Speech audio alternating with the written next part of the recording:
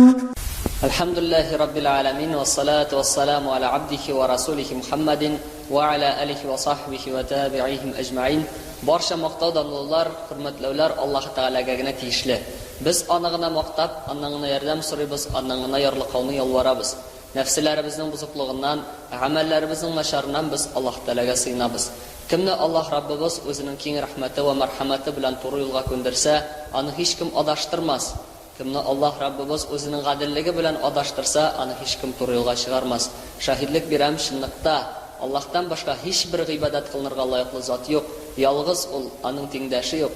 Ham shahidlik beram Muhammad sallallohu alayhi va sallam Allohning quli ham elchisi ekanligini, anga, aning ahli bayti, sahabalarga, tabi'inlarga ham to'g'ri yo'ldan boruvchi barcha mu'min musulmonlarga Allohning salami, rahmati va barakati bo'lsaydi. Assalomu alaykum va rahmatullohi va barakatuh.